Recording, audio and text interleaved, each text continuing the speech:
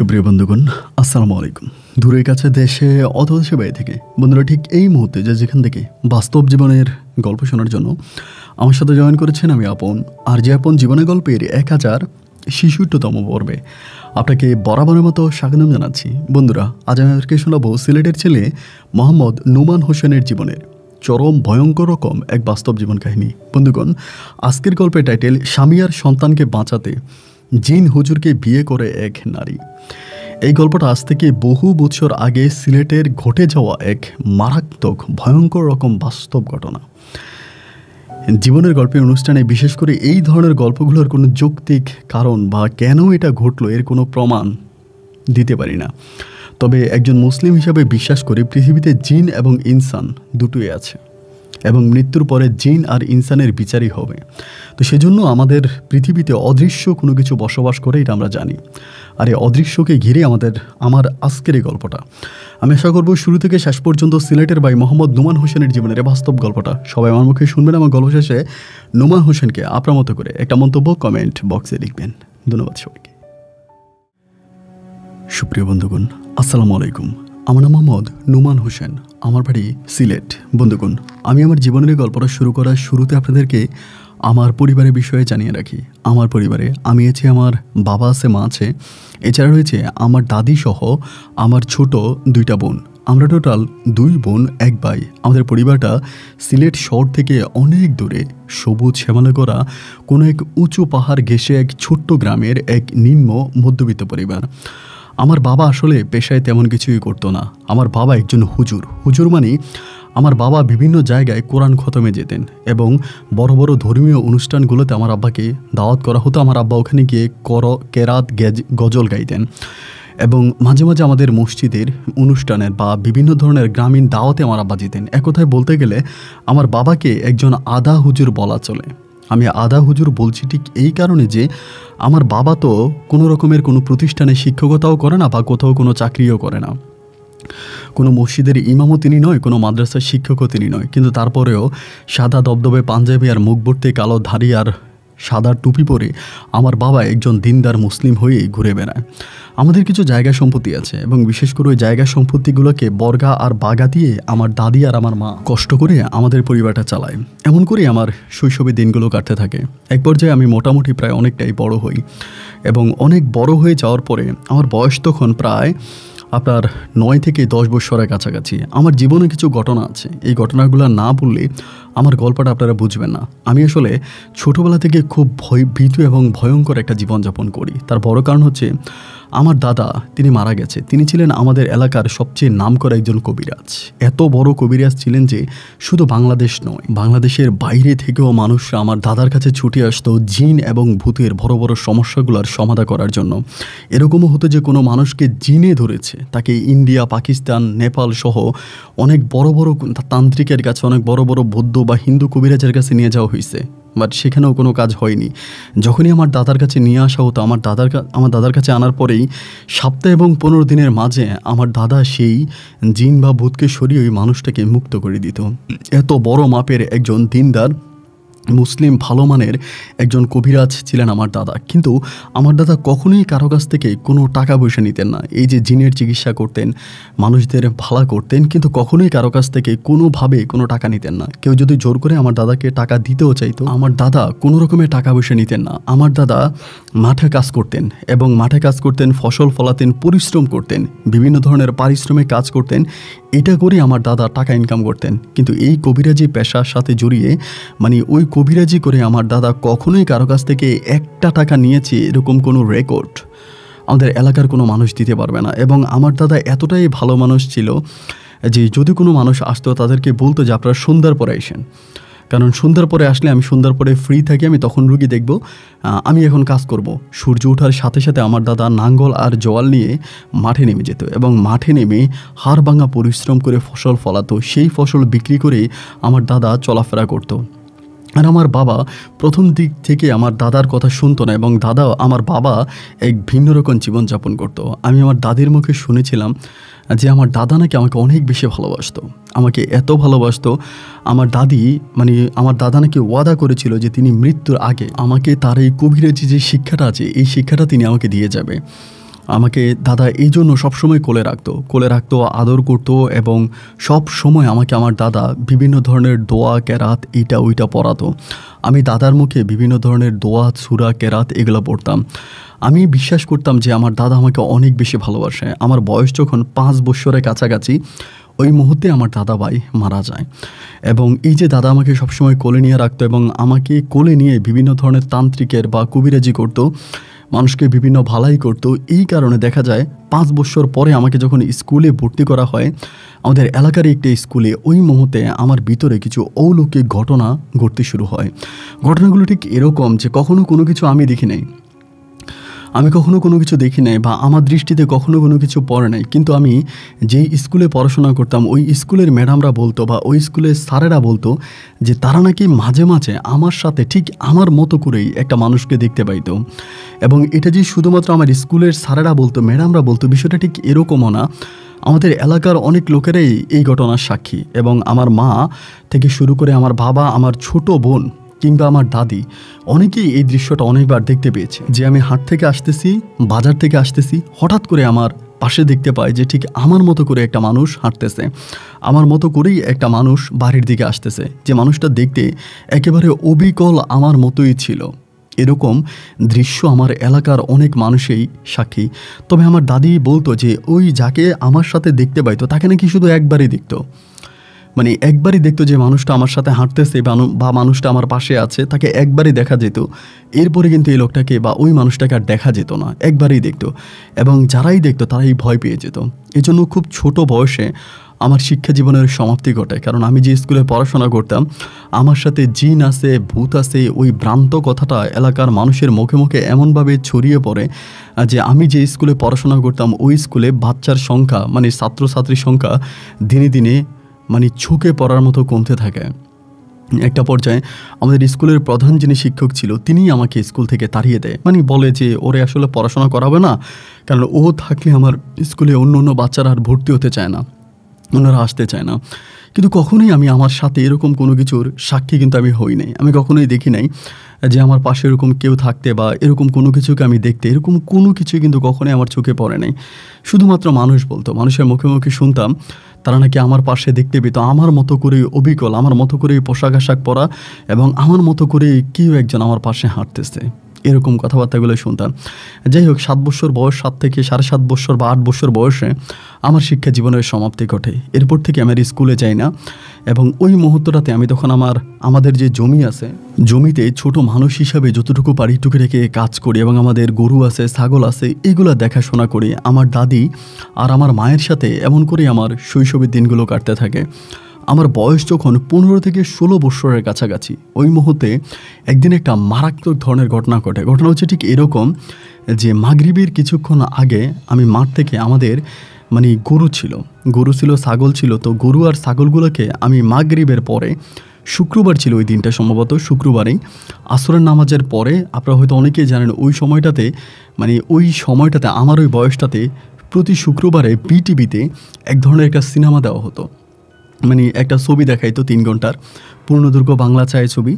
তো ওইটা দেওয়া হতো প্রতি শুক্রবারে। আপনার বিকেল 3টা বাজে অনুষ্ঠানটা শুরু হতো, মানে ছবিটা শুরু হতো। তা আমি ওই বিকেল 3টা বাজে ছবিটা দেখার জন্য আমাদের পার্শ্ববর্তী কোনো একটা বাড়িতে আমি ওই ছবিটা দেখার জন্য গেছিলাম, মানে ছবি দেখতেছিলাম। তো আমার দাদি আমার ওই মানে যাদের ঘরে টিভি আছে তাদের ঘরে গিয়ে আমাকে গালাগালি করতে শুরু করে যে সন্ধ্যা হয়ে গেছে, মাঠ থেকে এখনও গরুগুলো আনিস নাই, তুই এখানে বসে বসে টিভি দেখতেছিস। তো দাদি যখন দুর্ব্যবহার করে বা খারাপ ব্যবহার করে, একবার যে আমি ওখান থেকে বেরিয়ে যাই। এবং ওখান থেকে বেরিয়ে আমি তখন মাঠের দিকে যাই। মাঠে যাওয়ার পরে তখন আসলে বৃষ্টি আসার পূর্ব মুহূর্ত, মানে প্রচণ্ড রকমের ঠান্ডা বাতাস বইতে আসছে এবং চারিদিকে অনেক অন্ধকার ঘিয়ে আসছে, আকাশে একরাশ মেঘেরা উড়ে বেড়াচ্ছে, এরকম একটা দৃশ্য দেখা যাচ্ছে। আমিও তখন দৌড়িয়ে দৌড়িয়ে মাঠের দিকে যাচ্ছি গরুগুলো নিয়ে আসবো।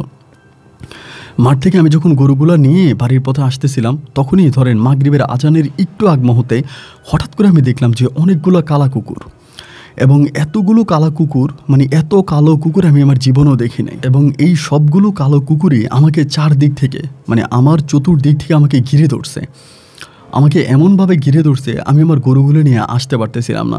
তো আমি তো তখন আর ছোট মানুষটা, অনেক বড়, অনেক বড়। তো এরপর আমি মানে এই কালো কুকুরগুলোকে সরানোর জন্য প্রচুর পরিমাণের আপনারা দেখবেন যে গরুর যেই আপনার খুঁটা, আমরা খুঁটা বলি আর কি গ্রামের ভাষায়, ওরকম খুঁটা একটা বাঁশের খুঁটি থাকে, ওইটা দিয়ে আমি তখন এই কালো কুকুরগুলোকে মারার জন্য চেষ্টা করতেছি, মানে এরকম করে ঘুরাইতেছি, কিন্তু কোনোভাবেই কোনো কালো কুকুরের গায়ে আমি একটা আঘাত করতে পারি না।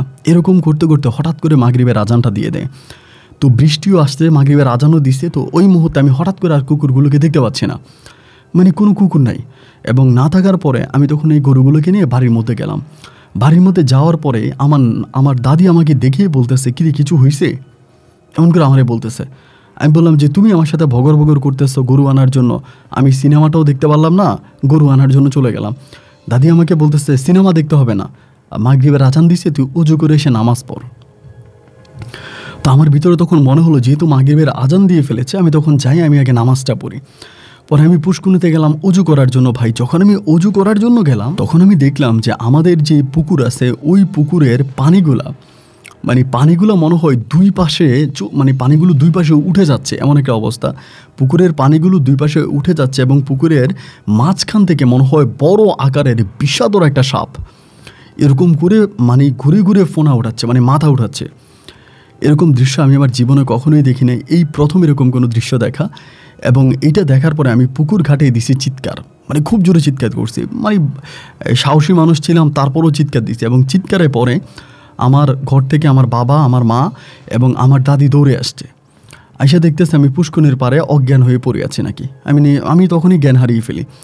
পরে আমাকে বাড়িতে এনে আমার চোখে মুখে পানি দেয়। পানি দেওয়ার পরে দাদি বলে কী হয়েছে, আমি তখন বললাম যে দাদি এই ঘটনা, এরকম ঘটনা আমি আসার সময় মাগরিবের আজানের আগে এরকম ঘটনা ঘটছে, এবং আজানের পর যখন আমি পুষ্করিণীতে উজু করতে গেলাম তো তখন এই ধরনের একটা ঘটনা ঘটে। আমার দাদি তখন আমাকে বলে তুই নামাজ পড়িস না, দিনের পথে চলিস না, তো এরকম তো হবেই। তো সবাই আমাকে বুঝাইলো, বোঝানোর পর আমি কিছুটা ঠিক হলাম। রাত 10টার দিকে রাতের খাবার খেয়ে আমি যখন ঘুমাইতে গেলাম ভাই, সেই মুহূর্তেই ঘটে মারাত্মক ধরনের এক ঘটনা বলতে ঠিক এরকম যে আমি শুনতে পাচ্ছি যে আমাকে কেউ একজন ডাকতেছে, মানে আমাকে ডাকতেছে, এবং মানে কণ্ঠটাও যেন আমার মতোই, আমাকে যিনি ডাকতেছে ওনার কণ্ঠ অবিকল আমার মতো, এরকমটা আমার কাছে মনে হলো। এবং এরকমটা মনে হবার পরেই আমি তখন ঘরের দরজা খুললাম। মানে আমি তো একা ঘরেই ঘুমাইতাম, আলাদা একটা ঘরে ঘুমাইতাম। তো ঘরের দরজা তখন খুললাম, খোলার পর আমি দেখলাম যে অবিকল ঠিক আমার মতো একটা মানুষ দাঁড়িয়ে আছে। এতদিন আমি লোকের মুখে শুনেছিলাম যে সবাই আমাকে বলতো ঠিক আমার মতোই একটা মানুষ নাকি তারা আমার আশেপাশে দেখতে পাইতো, হাঁটাচলা করে বা আমার আশেপাশে দেখতে পাইতো, কিন্তু কখনো আমি এরকমভাবে দেখি নাই। মানে কখনো আমি এরকমভাবে দেখি না আমার পাশে কোনো মানুষকে, বা আমার মতো অবিকল দেখতে আমার মতোই কোনো একটা মানুষ। এই প্রথম আমার দৃষ্টিতে বা আমার চোখে এরকম একটা মানুষ পড়লো যে কিনা আমার ঘরের দরজায় দাঁড়িয়ে আছে, একেবারে দেখতে আমার মতো। আপনি চিন্তা করতে পারেন যে যেটা আপনার সাথে যদি ঘটে, যে কোনো এক গুটগুটে অন্ধকার রাতের বেলায় কেউ একজন আপনাকে ডাকতেছে, আপনি দরজা খুলে দেখলেন যে ঠিক আপনার মতো আরেকটা মানুষ আপনার সামনে দাঁড়িয়ে আছে। আমি শুধু দেখলাম, দেখার পরে কে এই কথাটা বলে আমি জায়গার মধ্যে অজ্ঞান হয়ে যাই।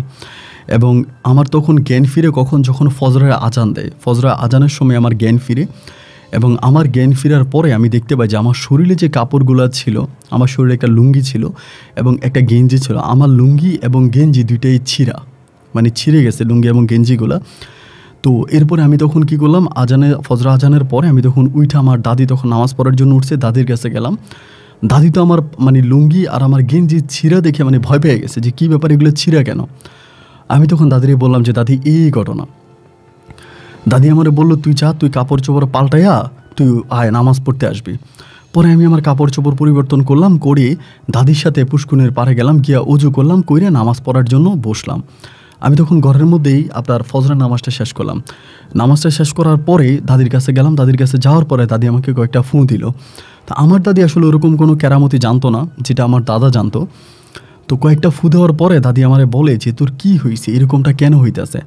আমি বললাম দাদি আগে তো মানুষ মুখে মুখে বলতো যে তারা আমার পাশে বা আমার সাথে এরকম একটা মানুষকে দেখতে পাইতো, বা এরকম একটা মানুষ আমার সাথে চলাফেরা করতো, এটা অনেকেই দেখতো, কিন্তু কখনো তো এরকম কোনো দৃশ্য আমার দৃষ্টিতে পড়ে নাই বা আমি দেখি নাই। এখন তো আমি সরাসরি আমি দেখতে পাচ্ছি, মনে হয় যেন আয়নার সামনে দাঁড়িয়ে আমি আমার নিজেকে দেখতে পাচ্ছি। দাদি তখন আমাকে বলে এটা তো কোনো সহজ কথা নয়, বা এটা কোনো ভালো কথাও নয়, এই কথাটা খুবই খারাপ একটা কথা, এবং এটা তো এভাবে হতে পারে না। আচ্ছা ঠিক আছে, সমস্যা নাই, আমি আজকে তোরা একটা কবিরাজের কাছে নিয়ে যাব। এই কথা দাদি আমারে বলে। আমি বললাম যে তোমার জামাই তো ছিল অনেক বড় কবিরাজ, এখন তুমি আমার কোন কবিরাজের কাছে নিয়ে যাবা? দাদি আমাকে বলে আমার একজন কবিরাজ আছে, আমি ওনার কাছে নিয়ে যাব এবং ওনার কাছে নিলে সম্ভবত উনিই তোকে ভালো করতে পারবে। এই কথা বলে আমাদের সিলেট থেকে অনেক দূরে, আপনার প্রায় আপনি হবিগঞ্জের ওইদিকে, মানে সিলেট থেকে হবিগঞ্জের ওইদিকে এক কবিরাজ মহিলার কাছে আমার দাদি তখন আমাকে নিয়ে যায়। আমরা সকাল প্রায় আপনার 9টা থেকে 9:30টার মধ্যে রওনা দিই। আপনার ওখানে পৌঁছাইতে প্রায় বিকেল হয়ে যায়। মানে কত দূরে, একদম পাহাড়ি একটা এলাকা, একদম খুবই পাহাড়ি দুর্গম একটা এলাকা। ওইখানে আমার দাদি আমাকে নিয়ে যায়। ওইখানে নিয়ে যাওয়ার পরে একজন আমার দাদির বয়সী একটা মহিলাকে দেখতে পাই, এবং সেই মহিলার কাছে যাওয়ার পরে আমরা যখন যাই তখন আসরের আজান দিয়ে দেয়। তো যাওয়ার পরে আমার দাদি তখন, মানে ওই মহিলাটা তখন একটা মেয়েকে বলতেছে যে সাফিয়া পানি নিয়ে আয়। এ কথা বললেই সাফিয়া নামের এক মেয়ে তখন কি করে বোরকা পরা অবস্থায়, আমার বয়সী হবে, এই মেয়েটা তখন পানি নিয়ে আসে। পানি নিয়ে আসার পরে আমার দাদির ওই মহিলা বলতেছে যে জান বোন আগে অজুটা করে নেন। তাই আমার দাদি অজু করার পরে আমার তখন বলে যে পাশে মসজিদ আছে, তুমি গিয়ে নামাজটা পড়ে আসো। তা পাশে একটা মসজিদ ছিল, আমি তখন ওইখানে গিয়ে নামাজ পড়ে আসছি। আসার পরে আমার দাদি ওইখানে অজু করছে, করে দেখলাম যে নামাজ পড়ে মহিলার সাথে বসে বসে কথা বলতেছে। এই মহিলাই মূলত হচ্ছে কবিরাজ, মানে তিনি চিকিৎসা করে। তো সেখানে যাওয়ার পরেই একবার যে আমার দাদি তখন ওই মহিলার সাথে কথা বলতে বলতে জিজ্ঞেস করলো যে আমার নাতির এই ধরনের ঘটনা বা এগুলো আজকে দীর্ঘ বছর ধরে ঘটে আসতেছে, এখন কি করব বুঝতে পারতেছি না। তো মহিলা তখন করলো কি, আমার হাতটা ধরলো, মানে আমার বাম হাতটা ধরলো, বাম হাতের আমার কানি আঙ্গুলটা উনি নিল। কানি আঙ্গুলটা নেওয়ার পরে আঙ্গুলের মধ্যে উনি কি জানি একটু পানি মিশিয়ে দিল, একেবারে ঠান্ডা কোনো একটা পানি আঙ্গুলে মিশালো। ঠান্ডা পানিটা মিশানোর পরেই আমার মনে হলো যেন মানে প্রচণ্ড রকমের ব্যথা অনুভব হচ্ছে। আমার আঙ্গুলটাতে এতটাই ব্যথা হচ্ছে যে ব্যথাটা মনে হয় আমার কলিজায় গিয়ে লাগছে, এমন একটা অবস্থা। পরে আমি বলতেছি যে আপনি এটা কী দিলেন, এত ব্যথা করতেছে, আমার কলিজায় আঘাত লাগতেছে। পরে ওই মহিলাটা বলতেছে যে চুপ করো, তুমি বসো, ঠিক হয়ে যাবে। এমন করতে করতে মাগরিবের আজান দিল। মাগরিবের আজানটা যখন দেওয়ার পরেই আমার মহিলা আবারও বললো যে যাও পাশে মসজিদ আছে, তুমি নামাজ পড়ে আসো। মাগরিবের নামাজটা পড়ে আসলাম। আসার পরে ওই মহিলার আমার সাথে কথা বলে না, মানে কবিরাজ মহিলা। পরে আমি দাদিরে বললাম, দাদি রাত তো হয়ে গেছে, আমরা বাড়ি যাব কবে, কখন বাড়ি যাব? দাদি আমাকে বলো আজকে রাত হয়ে গেছে, আজকে যাওয়ার দরকার নাই, আজকে আমরা এই বাড়িতে থাকবো। আমি বললাম যে দাদি তুমি এটা কী কথা বলো যে আমরা এই বাড়িতে থাকবো? আমাদের এই বাড়িতে থাকবো কেন? তুমি কি এই মহিলাকে চিনো নাকি? বলে হ্যাঁ, এটা আমার বান্ধবী, সমস্যা নাই, আমরা রাতের বেলা এই বাড়িতে থাকবো, কালকে সকালে যাবো। আমি বললাম তুমি ভালো জানো যে রাতের বেলায় থাকাটা ঠিক হবে কিনা, অপরিচিত একটা বাড়িতে আমরা রাতের বেলায় থাকবো, তারা কি আমাদের জন্য রান্না বান্না করবে নাকি? দাদি আমারে বলে সব করবে, তুই কোনো চিন্তা করিস না, তুই যা। পরে রাত্র 9টার দিকে আমাদেরকে খাবার দেওয়া হলো। মানে এইখানে আরও 3জন পুরুষ আছে ওই বাড়িতে, আমি জানি না পুরুষদের মহিলার সাথে তাদের সম্পর্ক কী। ওই 3জন পুরুষ আছে, এই 3জন পুরুষ সহ রাতের বেলা আমরা তখন খাবার খাইতে বসলাম। রাতের বেলায় খাবার খাইলাম। খাওয়ার পরে আমি তখন ঘুমাইতে গেছি। তো আমাকে একা ঘুমাইতে দেয় না, ওইখানে আরেকজন ছেলে ছিল আমার থেকেও আরেকটু বড়, ওই ছেলেটার সাথে তখন আমাকে ঘুমাইতে দিল। ছেলেটার নাম ছিল ইকবাল। তা বললো যে ইকবাল তুমি ওরে নিয়ে ঘুমাও। এই কথা বলার পরে ওই ইকবাল নামে ছেলেটার সাথে আমি তখন রাতের বেলায় ঘুমাইতে গেলাম। রাতের বেলায় ঘুমাইতে যাওয়ার পরে রাত্র কয়টা বাজে আমার ঠিক মনে নাই, হঠাৎ করে আমার বাথরুমে পাইছে, মানে আমি বাথরুমে যাওয়াম, বাথরুম পাইছে। তো বাথরুম পাওয়ার পর আমি তখন উঠলাম। উঠার পরে ছেলেটারে বলতেছে, আমার পাশে যে শুয়ে আছে ওরে বললাম যে ইকবাল ভাই আমি বাথরুমে যাব, বাথরুমটা কোন দিকে? 2-3বার বলার পর আমারে বলতেছে যে ভাই আমার ঘুম আসতেছে, বের হইলে হাতের বাম পাশে বাথরুম। এইটা আমাকে বলতেছে কি হাতের বাম পাশে বাথরুম। তো আমি তখন ওখান থেকে উঠলাম, মানে শোয়া থেকে উঠলাম। ওঠার পরেই হাতের বাম পাশে, মানে ঘর থেকে বেরোয় হাতের বাম পাশে আমি কোনো বাথরুম দেখতে পাচ্ছি না, মানে টয়লেট দেখতে পাচ্ছি না। তা টয়লেট যখন দেখতে পাচ্ছি না, আমি আরেকটুখানি সামনে গেলাম। সামনে যাওয়ার পর আমি কোনো টয়লেট পাই না, ওইখানেও কোনো টয়লেট নাই। এবং টয়লেট না থাকার পরে আমার মানে এত বেশি চাপ দিছে যে আমি চাপ আর ধরে রাখতে পারতেছিলাম না। এক পর্যায়ে পাশেই একটা জঙ্গলের মতো ছিল, মানে বিলের মতো ছিল। আমি তখন ওই বিলের ভিতরে গেলাম আপনার টয়লেট করার জন্য। তা বিলের ভিতরে টয়লেট করছি, মানে চাপ আর ধরে রাখতে পারতেছিলাম না, ওইখানে টয়লেট করছি। টয়লেট করার পরে ওখান থেকে আমি বিল থেকে বেরোবো, মানে আমি কিন্তু টয়লেট করবো, তো এই জন্য বিলের মধ্যে দৌড়ে ঢুকে গেছি। ঢুকে যাওয়ার পরে যখন বিল থেকে বেরোবো টয়লেট শেষে, মানে পানি খুঁজবো, আমি আর তখন কোনো রাস্তা খুঁজে পাচ্ছি না। মানে রাস্তা বলতে আমি এখান থেকে যে বের হওয়ার কোনো রাস্তা পাইতেছিলাম না। আমি তখন বিলের পাশে দৌড়াদৌড়ি করতেছিলাম, কখনো এই পাশে, কখনো ওই পাশে, কখনো এই দিকে, কখনো ওই দিকে, মানে রাস্তাই খুঁজে পাই না। যতই সামনে যাচ্ছি ততই জঙ্গল, যতই সামনে যাচ্ছি ততই জঙ্গল, মানে একটার পর একটা জঙ্গল জঙ্গল জঙ্গল। আমি হাঁটতে হাঁটতে হাঁটতে হাঁটতে হাঁটতে হাঁটতে কত যে দূরে আসছে ভাই আমার খেয়াল নেই, আমি শুধু জঙ্গল দিয়ে হাঁটতেছি। এরকম করে হাঁটতে হাঁটতে হাঁটতে হাঁটতে একটা পর্যায়ে আমার হঠাৎ করে আমার মাথাটা একটা চক্কর মাইরে উঠলো, মানে মাথাটা ঘুরে গেছে। মাথাটা ঘুরে যাওয়ার পর আমি তখন শুয়ে গেছি, এবং শুয়ে যাওয়ার পরে যখন আমার ঘুম ভাঙছে বা আমি যখন জ্ঞান ফিরে আসছে, আমি তখন দেখলাম যে সূর্যটা প্রায় উঠে গেছে। সূর্যটা উঠে যাওয়ার পরে আমি তখন কী করলাম, হাঁটতে শুরু করলাম। আবারও হাঁটতেছি, ওই জঙ্গলের মধ্যেই আছি। এরপরে একটু সামনে যাওয়ার পরেই তখন দেখলাম যে বেরোলাম। এখন বের হওয়ার পরে ওইদিকে কোনো পানি পাচ্ছি না, মানে বাথরুম তো করেছি সেই রাতে, তো এরপরও মানে আরেকটু সামনে হাঁটার পরে একটা পানির একটু ব্যবস্থা হলো। তো ওখানে আমি নিজেকে পরিষ্কার করলাম, করার পরে আমি আর বাড়ি চিনতেছি না, বাড়িটা কোন দিকে। সারা রাত্রে তো হাঁটলাম, পাগুলো একদম ব্যথা করতেছে, মানে পাগুলো একদম ফুলে গেছে, এত মোটা মোটা হয়ে গেছে পা, বলার মতো না। পরে দেখলাম যে একজন লোক গরু নিয়ে মাঠের দিকে যাচ্ছে, সম্ভবত হাল ছোঁয়ার জন্য। ওই লোকটারে দেখে আমি তখন সালাম দিলাম, আসসালামু আলাইকুম। সালাম দেওয়ার পরে তিনি উত্তর দিল। আমি বললাম যে কাকা, আমি তো অমুক অমুক অমুক কবিরাজের বাড়িতে আসছি, তো এখন বাড়িটা কোন দিকে, আমি তো বাড়িটা দেখতেছি না। পরে আমারে ওই লোকটা বলতেছে, মানে ওনার কাঁধে জোয়াল, আমারে বলতেছে তুমি অমুক কবিরাজের বাড়ি আসছো? আমি বললাম হ্যাঁ। পরে তুমি অমুক কবিরাজরে চিনো? আমি বলি চিনবো না কেন, ওনার বাড়িতে তো আমি কালকে রাতে আসছি, তা আমি ওনার ঘরেই ছিলাম, বেরোইছি রাত্রেবেলায়, বেরোয়ার পর এখন ওনার বাড়ি পাচ্ছি না। পরে আমারে বলতেছে তুমি কি পাগল হয়ে গেছো, এই কবিরাজের বাড়ি তো এখানে না, কবিরাজের বাড়ি এখান থেকে বহু দূরে, মানে বহু দূরে, এত দূরে যে তুমি যদি এখন রওনা দাও, তুমি মানে আজকে দিনে ওখানে পৌঁছাইতে পারবা না।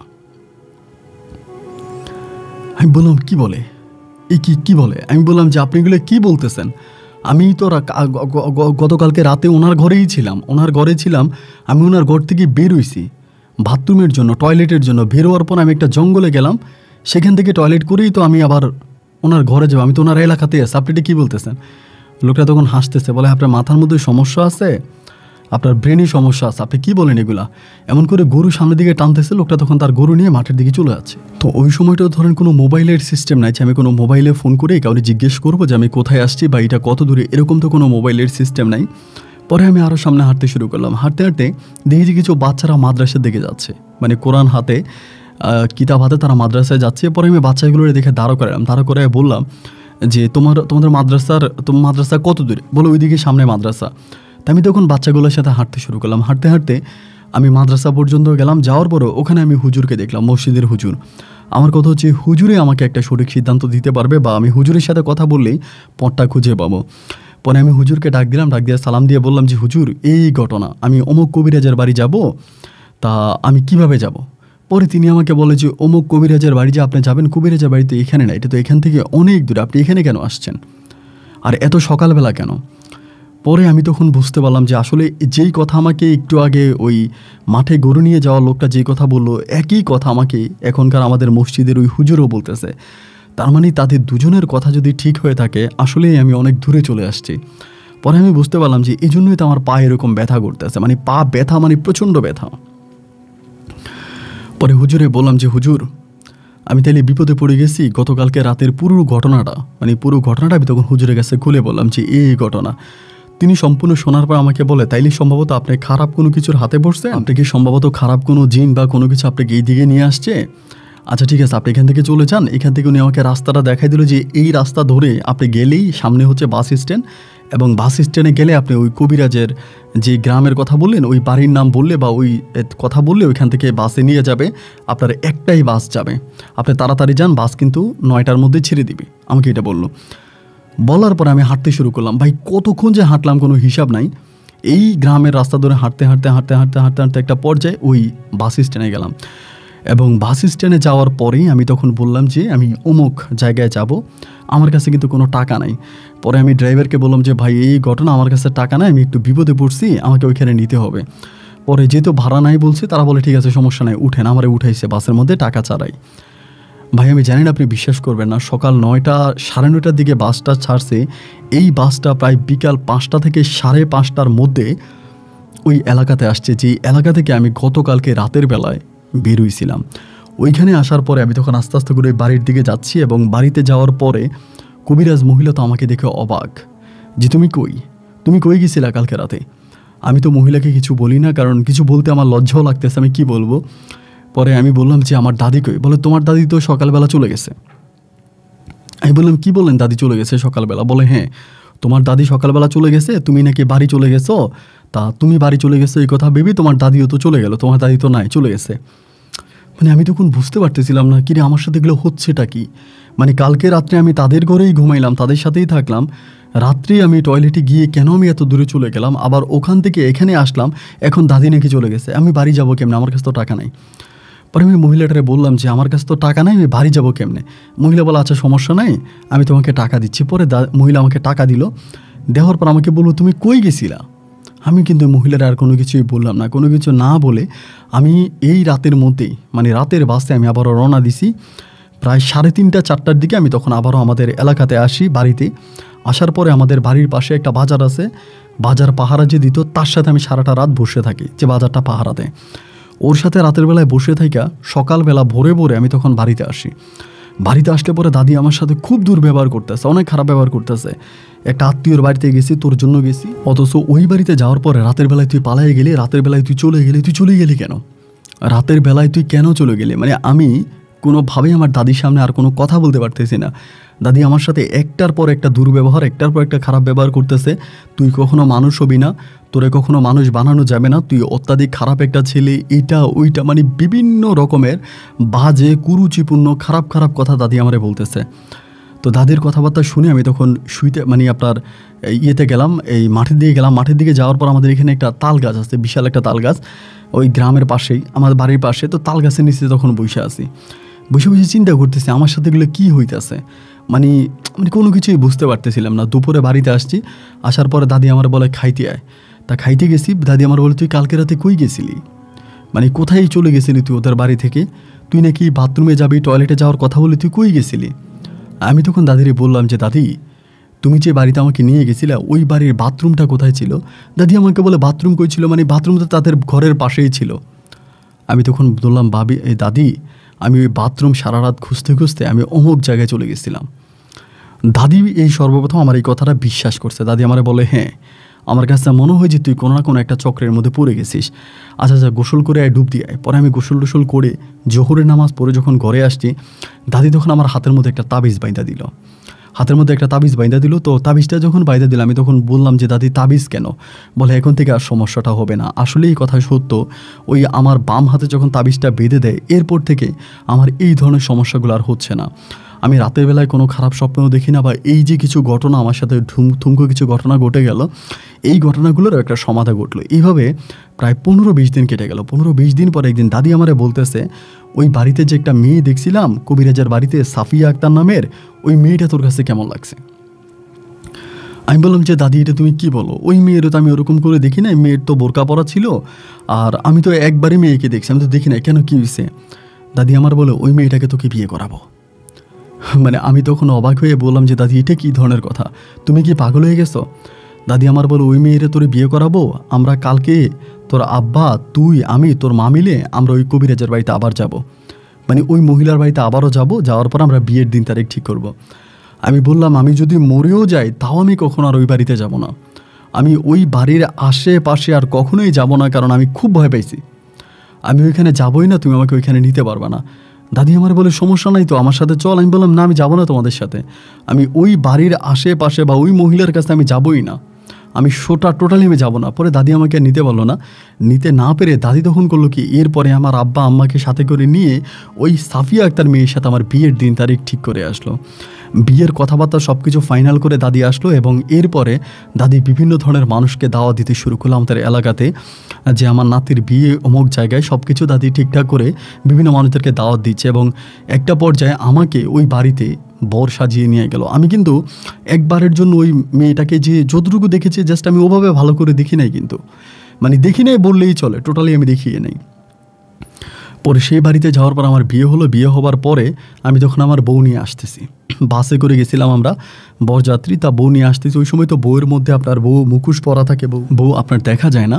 এরপরে বউ নিয়ে যখন বাড়ি আসলাম, বাড়ি আসার পরে আমার দাদি আমার আমার বাসর ঘর আগেই তৈরি করা ছিল, বাসর ঘরে ঢুকলাম।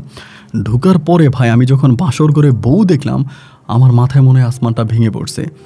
মানে আমার জীবনে আমি অনেক কালো মানুষ দেখেছি বা বিশ্রী চেহারার মানুষ দেখেছি, এরকম কোনো কালো চেহারার এতটা বিশ্রী চেহারার কোনো মানুষ আমি আমার জীবনে দেখি নাই। মানে একেবারে কালো কুচ্ছিত চেহারা, এমন যে চেহারা যে এরকম চেহারার কোনো মেয়ের সাথে সংসার তো দূরের কথা, তার সাথে আমি এক রাতও থাকতে পারবো না। আমার দ্বারা ওই মেয়ের সাথে এক রাতে থাকা সম্ভব না। আমি মুহূর্তের মধ্যে মানে বাসরঘর থেকেই বেরিয়ে গেছি। বেরিয়ে যাওয়ার পরে দেখলাম যে দাদি পান খাচ্ছে, আরও কয়েকজন মানুষ, যেহেতু বিয়ে বাড়ি, আরও কয়েকজন মানুষ ওখানে আছে। দাদি আমার বলে, কী রে, কী হয়েছে, ঘর থেকে বেরিয়ে গেলি কেন? এমনি বেরিয়ে গেছি, সমস্যা নাই। এই বলে আমি তখন আমাদের যেই পুষ্কুনি আছে, পুষ্কুনি পাড়ে গিয়ে বসে আছি। দাদি আমারে বুঝতে পারছে, ওইখানে গিয়ে আমার ধরছে, ধরে বলতেছে, কী রে নুমান, তুই এখানে বসে আছিস কেন? আমি তখন দাদিরে বললাম, দাদি আমি তো এই মেয়েকে তুমি আমাকে কেন বিয়ে করাইলা? তুমি কি এই মেয়ের আগে দেখছিলা? দাদি আমার বলে, আজকে তোর ঘরের ভিতরে কোনো কথা বলবি না। ধাক্কায়া ধমকায় আমার বাসর ঘরে আবারও ঢুকাইলো। এবং বাসর ঘরে ঢুকার পরে আমি সারা রাত এই মেয়ের গায়েও হাত দিলাম না। আমি আলাদা ছিলাম। সকালবেলা উইঠা আমি মসজিদে গিয়া ফজরের নামাজ পড়ছি। তো গোসল ছাড়া যেহেতু ফজরের নামাজ পড়ছে, আমার দাদি কিছুটা বিষয় ধারণা করছে যে মনে হয় রাতের মধ্যে তেমন কিছু হয়নি। পরে দাদি আমার ডাক দিয়ে বলতেছে, তুই যে মসজিদে গেলে নামাজ পড়ার জন্য, তা তুই এই গোসল করিস না? আমারে বলে। আমি বলি, গোসলের মতো কোনো কিছু হয় না, আমি গোসল করবো কেন? দাদি আমার বলে, তোর সমস্যা কি? আজকে মেয়ের বাড়ি থেকে মেহমান আসবে, খবরদার কোনো খারাপ ব্যবহার করবি না। আমার খারাপ ব্যবহার করার দরকার কি? আমি খারাপ ব্যবহার করবো না। মেয়ের বাড়ি থেকে মানুষ আসবে তো আসুক না। এরপরে মেয়ের পরিবার থেকে মানুষ আসলো, আসার পরে তারা বউ নিয়ে যাবে, সাথে আমাকেও নিয়ে যাবে। আমার বলতেছে চল। আমি বললাম যে আমি যাবো না। দাদি বলে, যাবি না কেন? আমি বললাম আমি যাবো না। পরে আমি গেলাম না, তারা নিজেরাই তাদের মেয়েকে নিয়ে গেল। এরই মাঝে প্রায় সপ্তাহখানেক হয়ে গেছে, আমি আর ভুলেও ওই বাড়ির দিকে যাই না, মানে আমার শ্বশুর বাড়ির দিকে যাই না। আমার দাদি আমাকে বারবার বলতেছে, তুই যাচ্ছিস না কেন? তুই তো শ্বশুর বাড়িতে যাবি না কেন? আমি বললাম আমি যাবো না, আমি ওই বাড়িতে যাবো না এবং কোনোভাবেই আমি যাবো না, তুমি আমার ওই বাড়িতে নিতে পারবা না। দীর্ঘ প্রায় 1 সপ্তাহ কেটে গেছে, আমি আমার বউ আনতে যাইনি। পরে আমার দাদি আমার বাবারে আর আমার মায়ের সাথে করে নিয়ে গিয়ে আমার বউ নিয়ে আসছে। আমার ছোটো বোনগুলো তখন আছে, আমার বউ নিয়ে আসছে। বউ নিয়ে আসার পর আমার ছোটো বোনেরা আমার বউয়ের সাথে সময় কাটাইতেছে। যাই হোক, আমি ঘরে যাই। ঘরে গিয়ে আমি ওই মহিলার সাথে ঘুমাই না, আমি আলাদা ঘুমাই। এমন করতে করতে মহিলা দাদির কাছে বিচার দিছে, এবং মানে ওই মেয়েটা দাদির কাছে বিচার দিছে, এবং দাদি আমার সাথে প্রচণ্ড রকমের দুর্ব্যবহার করতেছে। আমি তখন মানে রাগ করে দাদিরে বললাম যে প্রয়োজন আমি ঘর বাড়ি সব কিছু ছেড়ে চলে যাব, তারপর আমি এই মেয়ের সাথে ঘুমাবো না, তোমরা যাই বলো, আমি এই মেয়ের সাথে ঘুমাবো না। দাদি আমারে বলে, তুই জানিস এরা কত বংশগত একটা মেয়ে, এই মেয়ের পরিবার কত ভালো, এই মেয়ের দাদি কত ভালো, দাদা কত ভালো, তাদের কত অর্থ সম্পদ, টাকা পয়সা, তারা কত বড় বংশের। যত বড় বংশেরই হোক, যত টাকা পয়সার মালিকও হোক, আমি তো দেখে শুনি এরকম কোনো একটা কালো মেয়ের সাথে সংসার করতে পারবো না। তো আমার আব্বা আম্মা তারাও আমার দাদিরে তখন দোষ দেয় যে ও দেখলো না, শুনলো না, আপনি কেন হঠাৎ করে এরকম করে বিয়েটা করাই দিলেন? ওর তো একটা বার দেখানো দরকার ছিল, যেহেতু ওর বউ, তাইলে ও একটা বার দেখবে না, তা ওরে কেন দেখাইলেন না? আমার দাদি বলে, ও দেখবে কেন? আসলে কি জানেন, ওই সময়টাতে নিয়মটা আসলে এরকমই ছিল। এখন যেরকম ছেলে মেয়েরে দেখে, মেয়ে ছেলেরে দেখে পার্সোনালি কথাবার্তা বলে বা অনেক ধরনের অনেক কিছুই হয়, ওই সময়টাতে এরকম কোনো সিস্টেম ছিল না। ওই সময় সিস্টেম ছিল যে পরিবার দেখবে, এরকমও মানে বেশিরভাগ বিয়েগুলো এরকমই হয় যে স্বামী স্ত্রীর প্রথম দেখা ওই বাসর ঘরেই হয়। মানে বাসর ঘরে স্বামী তার স্ত্রীকে প্রথম দেখে এবং স্ত্রী তার স্বামীকে প্রথমে দেখে, এর আগে ওনাদের কোনো দেখা টাকা হয় না। সেম একইভাবে আমার ঘটনাটা এরকমই ঘটলো। তো দীর্ঘ প্রায় 4-5 মাসের মতো কেটে গেছে, আমি আমার বউয়ের গায়েও হাত দিই না, বউর সাথে কথাও বলি না, যেহেতু অনেক দূরে বিয়ে করছি। তারা তাদের মানে ওই মেয়ে তখন আর তার বাপের বাড়িতেও যায় না, আমার বাড়িতেই থাকে। এরকম করতে করতে একদিন হলো কি ভাই, রাতের বেলায় হঠাৎ করে আমি ঘুম থেকে উঠে দেখেছি এই মেয়েটা নাই। মানে সাফিয়া একটা যে মেয়েটাকে আমি বিয়ে করছি, এই মেয়েটা আমার পাশে নাই। তো মেয়েটা পাশে না থাকার পরে আমি অবাক হয়ে গেলাম যে কী ব্যাপার, এই পাশে নাই কেন, মানে ও গেল কই? মানে আমার কাছে এটা মনে হলো যে মানে হঠাৎ করে মেয়েটা কই চলে গেল। এদিক সেদিক চারদিকে দেখতেছি, দেখলাম যে নাই। না থাকার পরে আমি রাতের বেলায়, তখন গভীর রাত, আমি তখন ঘুম থেকে উঠছি। উঠার পরে আমি দাদির রুমের সামনে হাঁটতেছি, বাড়ির আশেপাশে এদিক সেদিকে বিভিন্ন জায়গায় হাঁটতেছি, কোথাও আর এই মেয়েটাকে দেখতে পাচ্ছি না, মানে কোথাও মেয়েটা নাই। তা না থাকার পরে আমি তখন চিন্তা করতেছি যে কী ব্যাপার, নাই কেন, মানে গেলটা কই? এরকম করতে খুঁজতে ফজরের আজানটা দিয়ে দিছে। তখন আমার বিয়ের প্রায় 4 থেকে 5 মাস পরের কথা আমি বলতেছি। ফজরের আজান দিছে, এবং ফজরের আজানটা দেওয়ার পরে আমি তখন আস্তে আস্তে করে মসজিদের দিকে রওনা দিছি। মসজিদে গিয়ে নামাজটা পড়ছি, ফজরের নামাজটা পড়লাম। ফজরের নামাজটা পড়ে আমি আস্তে আস্তে করে ঘরের দিকে এসে দেখতেছি যে ও ঘরের মধ্যে শুয়ে আছে। মানে যেখানে শোয়ার কথা ওইখানে শুয়ে আছে আমার বউ। তা ও যে ঘর থেকে বেরোইছে ও কিন্তু দরজা বন্ধ করেই মানে দরজা খুলেই বেরোইছে, দরজা কিন্তু লাগানো ছিল না। তাহলে আমি চিন্তা করলাম যে কী করা যায়। আমি তখন আস্তে আস্তে, যেহেতু ওর সাথে আমার কোনো শারীরিক সম্পর্ক হতো না, কোনো কিছু হতো না, আমি ওর গায়েও হাত দিতাম না, তাহলে ও রাতের বেলায় অবশ্যই কোনো না কোনো ছেলের কাছে যাইতো, আমার এটাই ধারণা।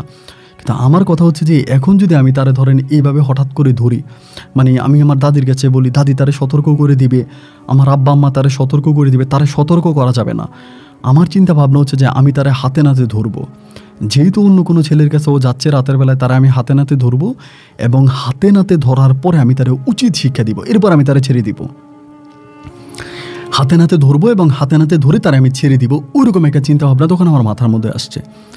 তাই সেই চিন্তাভাবনার নিরিখে আমি তখন কাজ করতেছি। যাই হোক, আজকে রাত তো কেটে গেল, আগামী দিন মানে আজকেই আমি তাকে রাতের বেলায় ধরবো, এরকম একটা প্ল্যানিং নিয়ে আমি তারে নিয়ে শুইতে গেলাম। তার সাথে খুব ভালো ব্যবহার করতেছি, ভালো ব্যবহার করে তখন শুইতে গেলাম। আমি তো আর ঘুমাই না, আমি শুয়ে আছি, যে কি হয় তারা আমি দেখব। এমন করতে করতে কখন যে ভাই আমার ঘুম চলে আসছে আমি বুঝতে পারিনি, এবং ঘুমটা চলে আসার পরে ফজরের আজানের সময় আমার ঘুমটা ভাঙছে। ফজরের আজানের সময় যখন ঘুমটা ভাঙছে, ঘুম ভাঙার পরে মানে আজান দিচ্ছে, আমার ঘুম ভাঙছে, আমি দেখি যে ও আমার পাশে শুয়ে আছে, আমার বউ আমার পাশে শুয়ে আছে। তো তখন শীতকাল ছিল, মানে শীতের মৌসুম ছিল। তা শীতের মৌসুম থাকার কারণে আমি হঠাৎ করে তার যে জুতাগুলো ছিল, পায়ে যে স্যান্ডেল, ওই স্যান্ডেলগুলোর দিকে তাকায় দেখতেছি। স্যান্ডেলের নিচে আপনি দেখবেন যে গ্রাম এলাকাতে মাটির রাস্তায় বা গ্রামের রাস্তায় যখন আপনি কুয়াশার মধ্যে জুতা পরে হাঁটবেন, তা দেখবেন যে জুতার নিচে, মানে জুতার নিচের অংশে অনেকগুলো মাটি জমে থাকে, বা এই জুতা নিয়ে হাঁটলে কুয়াশার মধ্যে জুতাটা অনেক ভারী হয়ে যায়, অনেক কাদা জমে থাকে জুতার মধ্যে। তা আমি তখন দেখলাম যে জুতার মধ্যে অনেক কাদা জমে আছে, জুতার মধ্যে অনেক কাদা জমে আছে, এবং মনে হলো যে এই জুতা পরে রাতের বেলায় সে হাঁটছে। আমি তখন শিওর ছিলাম। পরে আমি আবারও ফজর নামাজ পড়তে গেলাম। ফজর নামাজটা পড়ে এসেছি, মানে দাদির সাথে একটু দুর্ব্যবহার করতেছি, ওই দিন একটু খারাপ ব্যবহার করতেছি, যেহেতু দাদি আমাকে বিয়েটা করাইছে, দাদির কারণে তো আজকে আমার এই অবস্থা বা এতটা খারাপ অবস্থা। দাদির সাথে মোটামুটি খারাপ ব্যবহার করতেছি, এবং খারাপ ব্যবহার করতে করতে সারাটা দিন আমি কাটাই দিলাম যে আজকে রাতে আমি তারে ধরবই ধরবো। তা ওই দিন রাতে আমি আর ঘুমাচ্ছি না, আমি আর ঘুমাই না, না ঘুমিয়ে করলাম কি, আমি মানে একদম ঘুমের ভাঙ ধরে শুয়ে আছি যে আজকে আমি তারা ধরবো। ঠিক ভাই, মানে ঘড়ির সময় প্রায় 12:30 থেকে 1টার মধ্যে রাত্র, আমার বউ তখন আস্তে আস্তে করে উঠতেছে, মানে সাফিয়া আমার পাশ থেকে উঠতেছে। যখনও আমার পাশ থেকে উঠতেছে আমি বললাম যে সোনার চান পিতলা, আজকেই তোমার আমি ধরবো। আমি তখন শুয়ে আছি, ও তখন উঠছে শোয়া থেকে, এবং শোয়া থেকে উঠার পরেই ও তখন করলো জুতাগুলো পরলো, পরে একদম সোজা সাপটা দরজাটা খুললো। দরজাটা খোলার পর ও তখন বেরোইছে, জাস্ট দরজাগুলো যখন বেরোইছে আমিও ওর পিছন থেকে সাথে সাথে কিন্তু বেরোইলাম, ও বেরোয়ার পরে বেরোইলাম। এখন বেরোয়ার উঠানের মধ্যে গিয়ে আমি আর তারা দেখতেছি না, মনে হয় যেন ঘর থেকে বের হওয়ার সাথে সাথে ও হাওয়ার সাথে মিশে গেছে। আয় হায়, কই গেল? আমি এদিক সেদিক বিভিন্ন দিকে তারে খুঁজতেছি, তারে আর পাই না। আরে কোথায় গেল? এইবার আমি কি করলাম, দাদিরও আর জায়গায় না, কাউরে জায়গায় না, কারণ যেহেতু ঘর থেকে বেরোইছে তার মানে ও খারাপ কোনো জায়গায় গেছে, আমি ওর হাতে নাতে ধরবো। আমি তখন ভাই করলাম কি, আমাদের পুকুরের পাড়ে, তারপরে বিলের পাড়ে, আমাদের এলাকাতে বিভিন্ন জায়গায় আমি তখন এই অন্ধকারের মধ্যে হাঁটিটা তারা খুঁজতেছি শীতের রাতে। চারদিকে কনকনে শীত, এবং শীতে শরীরের মানে হাড় ঘর ভেঙে যাওয়ার মতো অবস্থা। এর ভিতরে আমি তারে খুঁজতে কোথাও তারা পাইলাম না। এদিক সেদিক অনেক জায়গায় খুঁজলাম, খুঁজে তারা না পাইয়া রাত্র প্রায় আপনার 2:30-3টার মতো বেজে গেছে। 3টা বাজে আমি তখন আইসা দাদির দরজা ধাক্কাইতে শুরু করছি, যেহেতু তারা আমি পাইলামই না। দাদির দরজা ধাক্কাইতে আসি, দাদি তখন দরজা খুলছে। খোলার পরেই আমি দাদির সাথে খারাপ ব্যবহার শুরু করছি, গালাগালি শুরু করছি, যে বুড়ি তুই আমার একটা নষ্ট মেয়ের আইনে বিয়ে করাইলি, এই সেই। আমার তখন যে ছোটো বোনটার, ওর বিয়ের কথাবার্তা চলতেছে, বিয়ের কথাবার্তা হচ্ছে। দাদি আমার বলে চুপ কর, মানুষ জেনে যাবে, কী হয়েছে আমি শুনি। মাও বেরোইলো, বাবাও বেরোইলো, আমার ছোটো বোনও বেরোইলো। আমি তখন বললাম যে এই ঘটনা, আজকে 2 রাত্র ধরে আমার বউ আমার চাইরা চলে যায়, আমি 2 রাত্র তার ধরতে পারি না, কিন্তু আজকে রাতেও একইভাবে বেরিয়ে গেছে। কোন জায়গায় গেছে আমি তার এখনও পাইতেছি না। রাত্র তখন বাজে 3টা। আমার দাদি তখন আমার বলতেছে যে আস্তাগফিরুল্লাহ নাউজুবিল্লাহ, এটা তুই কী বললি? আমি বললাম যে নাউজুবিল্লাহ আস্তাগফিরুল্লাহ বলার প্রয়োজন নাই, আমি যেটা বলেছি আমি ঠিকই বলেছি, আমি ওরে খুঁজে পাচ্ছি না। ও গেল কোথায় এত রাতের বেলায়, কোন দিকে গেল? তোমরা ভালো জানো, তোমরা বলতে পারো, তোমরা বলো কোন দিকে গেছে। আমার দাদি বলে আমরা কি করে বলবো কোন দিকে গেছে, এটা কি আমরা বলতে পারি? আচ্ছা দেখি। পরে দাদি হারিকেন নিয়ে বেরোইলো, আমার আব্বা আম্মা তারাও হারিকেন নিয়ে বেরোইলো আমার বউয়ের খোঁজার জন্য, যে কোথায় গেল তারা খুঁজবে। কিন্তু কিন্তু অবাক বিষয় হচ্ছে তারা এইভাবে খুঁজতে গিয়া তারা অনেকক্ষণ পর্যন্ত খুঁজলো। খোঁজার পরে আমার দাদিও পায় না, আমার মাও পায় না, বাপেও পায় না। আমি তখন ঘরের মধ্যে মানে আমার দাদির যেই আপনার ঘর ছিল, ঘরের সামনে আমি উঠানের মধ্যে একরকম বসে আছি। তারা এরকম খোঁজাখুঁজি করে তারা ঘরে মানে আমার উঠানে আইসা তারা তখন বলে কই আমরা তো পাইলাম না। এরই মাঝে আমার যে বোনটা ছিল, যে বোনের বিয়ে ঠিক হয়েছে, ও তখন দৌড়ে আইসা আমার দাদিরে বলতেছে, ও দাদি তোমরা কারে খোঁজো? দাদি বলে ক্যা নুমানের বউরে? বলে তো ভাবি তো ঘরে শুয়ে আছে। ভাবি তো ঘরে শুয়ে আছে। আমি তখন বললাম ঘরে শুয়ে? আমার বোন বলে ঘরে শুয়ে আছে। আমার দাদি তখন দিল দৌড়, আমার আব্বাও দৌড় দিল, যাই দেখে যে ঠিকই ও ঘরের মধ্যে শুয়ে আছে। এখন ঘরের মধ্যে শুয়ে আছে, আমার দাদি এসে আমার গালাগালি শুরু করলো যে তুই তোর বউরে অবিশ্বাস করস দেখে তুই সবাইরে খারাপ মনে করিস, তোর বউ ঘরের মধ্যে শুয়ে আছে, তুই তোর বউরে খুঁজতেছিস, এগুলো কি পাইছিস? দুর্ব্যবহার করতেছে। আমি তখন বললাম বুড়ি চুপ, কারণ আমি তো জানি আমার বউ ঘর থেকে বেরোইছে। আমি তখন ওই বুড়িরে মানে আমার দাদির সাথে করে নিয়ে আমার বউয়ের জুতাগুলো হাতে নিলাম।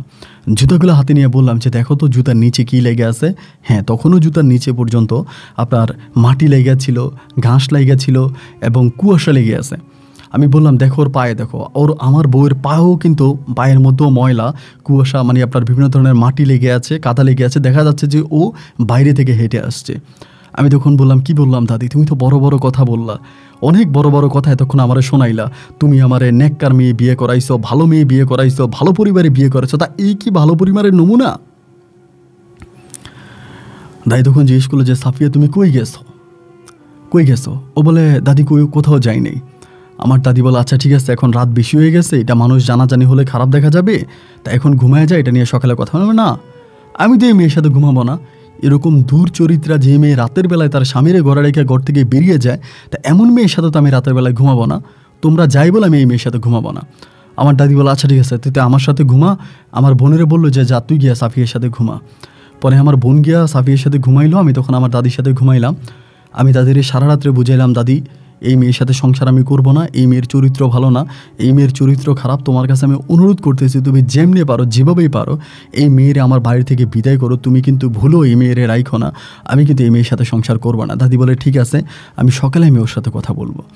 তো এরপরে সকাল হয়ে গেল। সকাল হয়ে যাওয়ার পরে দাদি তখন একটা ঘরের মধ্যে ঢুকে দরজা আটকে সাফিয়ের সাথে কথাবার্তা বলল, এবং কি কি কথা আমার দাদি বলল এটা কিন্তু আর আমি জানি না।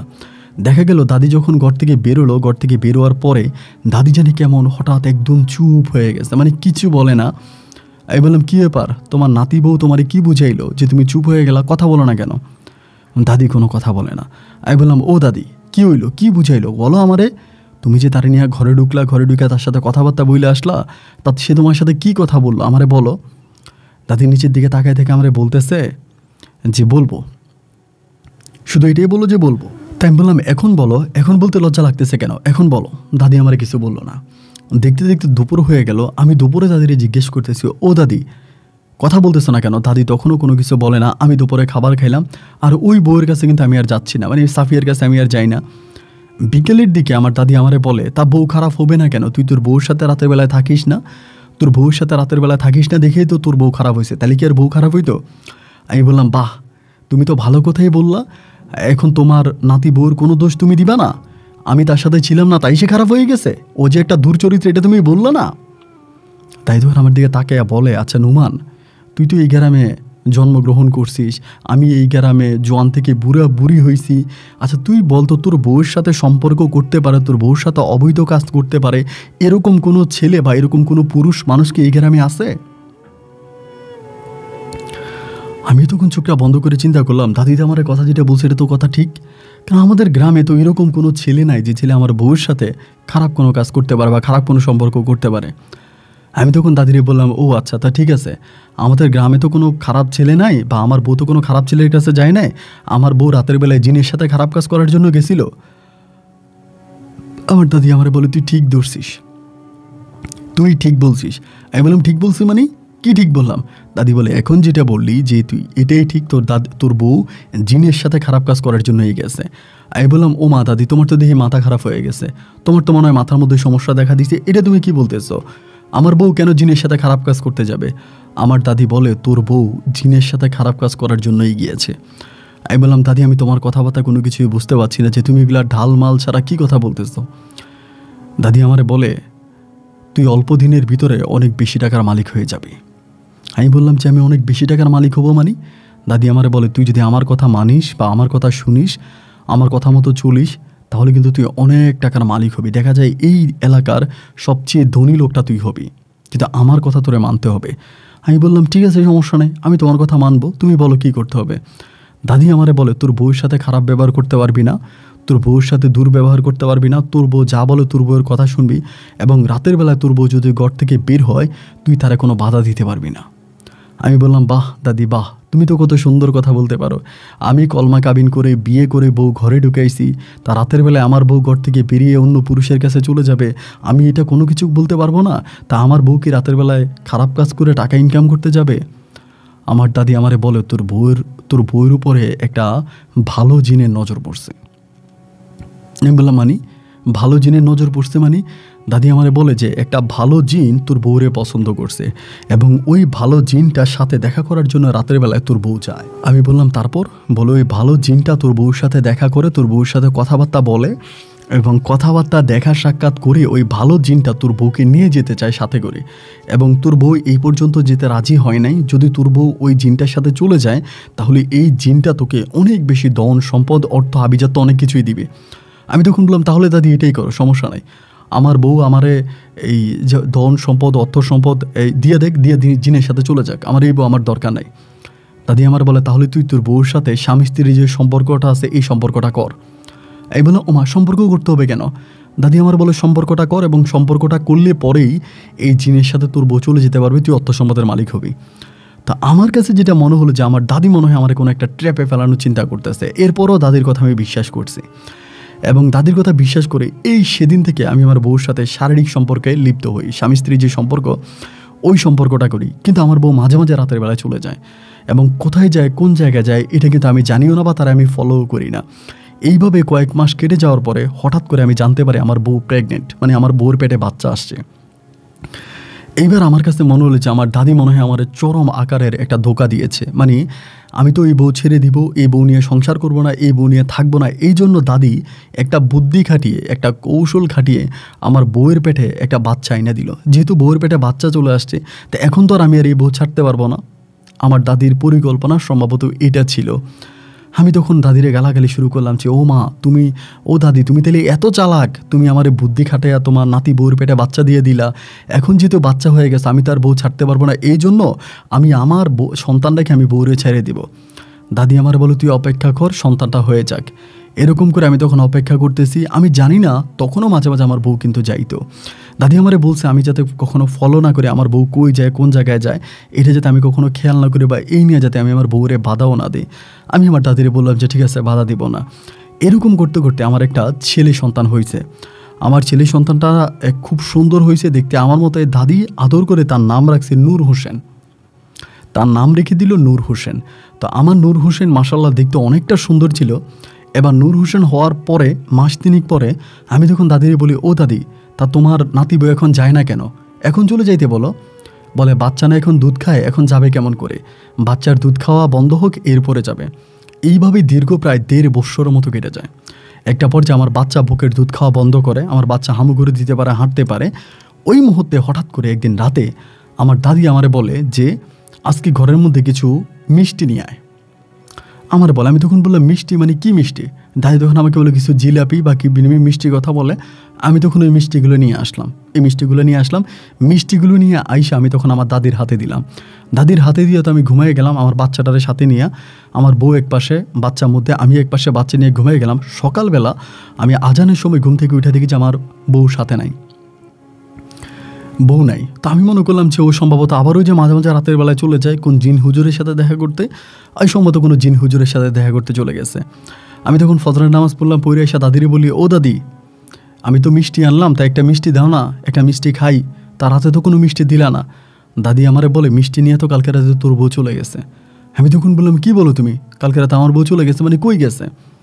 বলে তুই যেখানে চলে যাইতে বলছিস সেখানেই গেছে।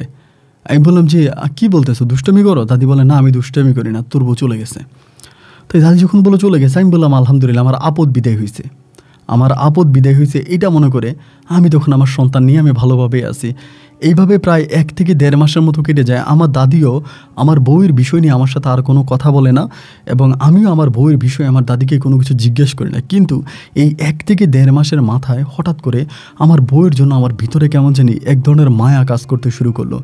যে মায়াটা দীর্ঘ বৎসর আমার বউ আমার সাথে থাকা অবস্থায় আমার তার জন্য এতটা মায়া হয়নি, এতটা ভালোবাসা জন্মায়নি।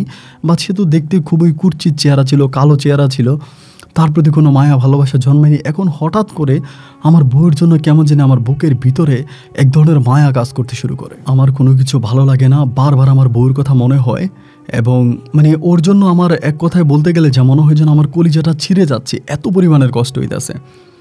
এইভাবে মাস তিনেক পরে আমি আমার দাদিরে বললাম যে, ও দাদি, আচ্ছা আমি তো বুঝলাম না সাফিয়া আসলে কই গেছে, আমার বলো তো। দাদি আমারে বলে, সাফিয়া যেখানে যাও সেখানে চলে গেছে, তা তোর তো কোনো সমস্যা নাই, তোর কোনো সমস্যা আছে? আমি বললাম, তুমি বললা যে সাফিয়া যাওয়ার সময় আমারে লক্ষ লক্ষ টাকা দিয়া যাইব, আমারে ধন সম্পদ দিয়া যাইব, এই দিব ওই দিব, তো সাফিয়া তো আমার কোনো কিছু দিল না, আমার তো কোনো কিছু দিল না। তুমি যে বললো অনেক কিছু দিয়া যাবে, দাদি আমার বলে, দিব, সময় হোক সবই দেখতে পাবি। আমি তখন হঠাৎ করে দাদিরে বলতেছি, দাদি সময় আর হওয়ার দরকার নাই, আর কোনো কিছু বলার দরকার নাই, তুমি সাফিয়ারে নিয়ে আসো, আমার ওর জন্য কষ্ট হইতেছে। দাদি আমারে বলে, পাগল হয়ে গেছিস, ও যেখানে গেছে ওখান থেকে আর আসবে না। আমি বললাম, আসবে না মানে? ও আমার বউ, আসবে না কি, আবার আশাই লাগবে। এরকম করে আমি তখন দাদির সাথে খারাপ ব্যবহার করে একদিন আমি আমার শ্বশুর বাড়িতে গেলাম। আমি কিন্তু এই যে বিয়ে করছি কোনো দিন আমার শ্বশুর বাড়িতে যাই না, এই প্রথম আমি শ্বশুর বাড়িতে গেলাম। শ্বশুর বাড়িতে যাওয়ার পর আমি দেখলাম যে আমার যে দাদি শাশুড়ি ছিল, আমার দাদি শাশুড়ির বাড়িতে মানুষ আর মানুষ, মানুষ আর মানুষ। আমার দাদি শাশুড়ি মোটামুটি অনেক মানে কবিরা, অনেক বড় কবিরাজ, অনেক কিছু করতেছে। আমি তখন আমার দাদি শাশুড়িরে গিয়া বললাম যে, আপনি কি জানেন এই ঘটনা? উনি বলে, তুমি তো তোমার বউরে পছন্দ করো নাই, এই জন্য তোমার বউ কোথায় চলে গেছে এটা তো তোমার জানার দরকার নেই। আমি বললাম, আমার জানার দরকার থাকবে না কেন? এটা আপনি কী ধরনের কথা বলেন? আমার বউ চলে গেছে, আমার বউর তো আমার লাগবে, আমি আমার বউরে ফিরিয়ে আনবো। উনি বলে যে, না, তোমার বউরে তোমার ফিরানোর দরকার নাই, তোমার বউ যেখানে আছে সেখানে ভালো আছে। আমি তখন আমার পুনরায় আবারও বাড়িতে আসলাম, এসে দাদিরে বললাম, ও দাদি, যা হবার তা হয়েছে, তুমি আমার বউরে আইনা দাও, আমি তো আর থাকতে পারতেছি না।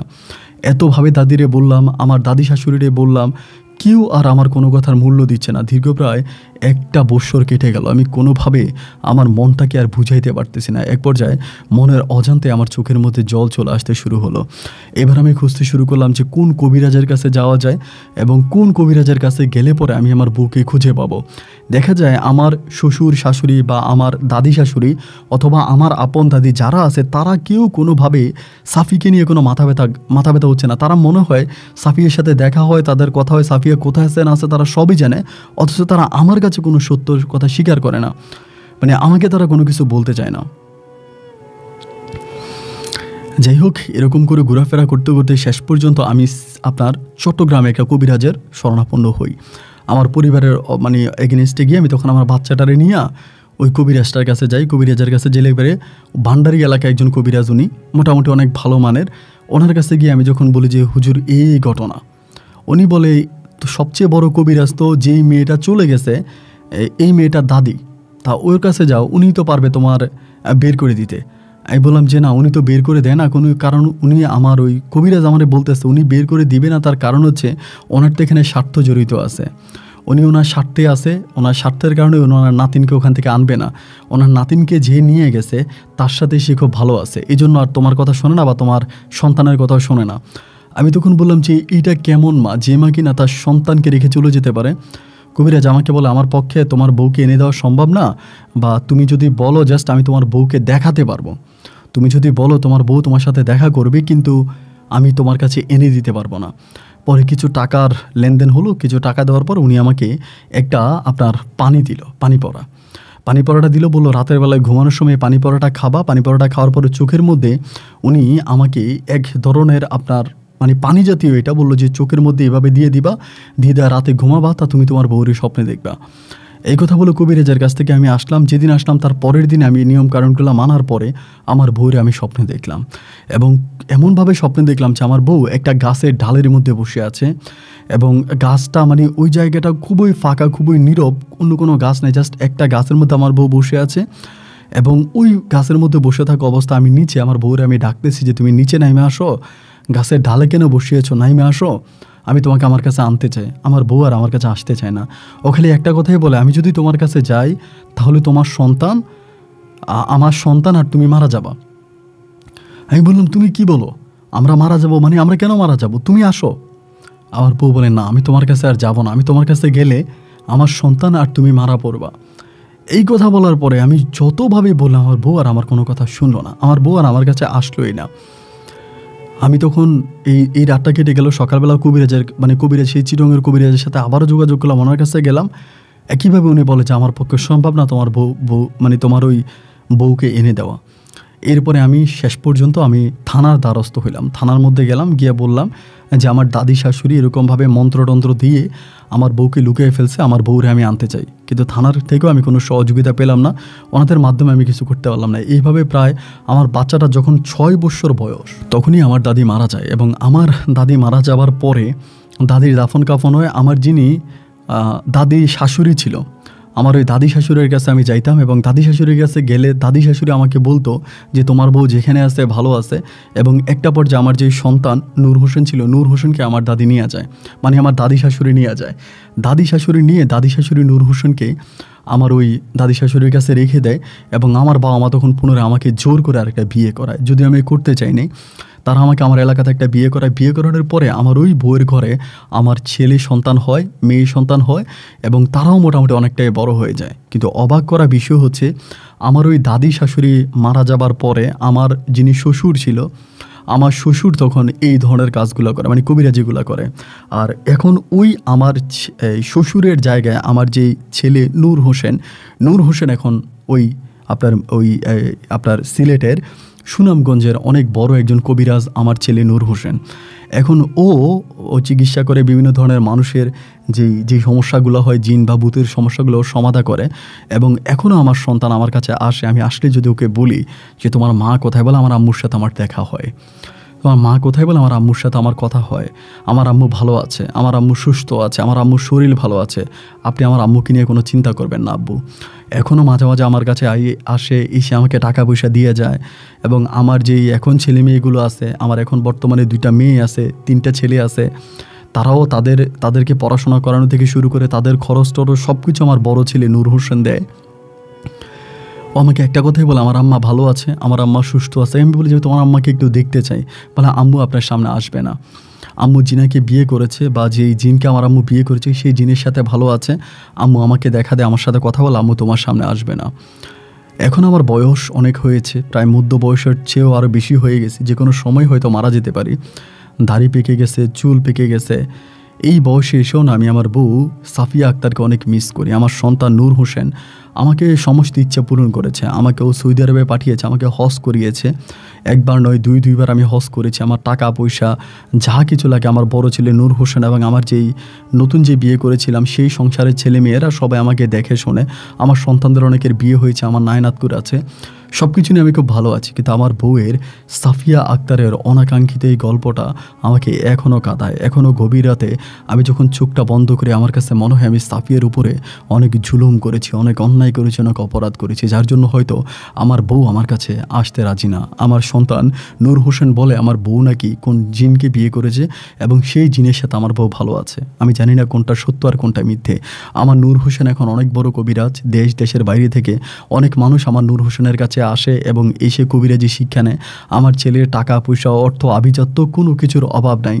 কিন্তু বউ শূন্যতার জন্য আমার এখনও বুকটা কাঁপে। আমার বর্তমান যে বউ আছে সে আমাকে অনেক ভালোবাসে, তারপরেও আমি সাফিয়া আক্তারকে ভুলতে পারি না।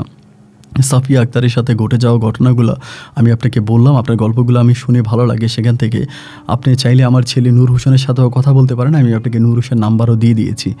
তো আমার সন্তান আমাকে বেশ কয়েকবার নিষেধ করেছিল আপনাকে গল্প বলার জন্য বা তার মায়ের এই বিষয়টা মানুষকে না জানানোর জন্য। তারপরেও আমি আমার জায়গা থেকে উদ্বুদ্ধ হয়ে আমি আপনাকে গল্পটা বললাম। আপনি চাইলে আমার গল্প প্রচার করতে পারেন। আমি আমার ছেলের কোনো নিষেধ মানার জন্য প্রস্তুত নয়। আপন ভাই ভালো থাকবেন। আপনার জন্য দোয়া ও ভালোবাসা রইল। আসসালামু আলাইকুম।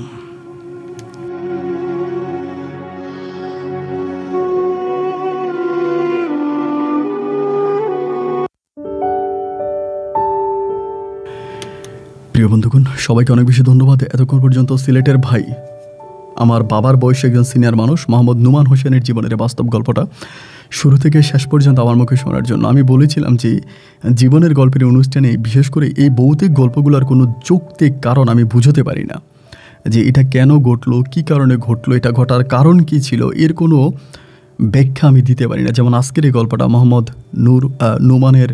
নুমান সাহেবের গল্প, ওনার ছেলে নূর হোসেন এবং ওনার আরও 3টা ছেলে আছে, 2টা মেয়ে আছে।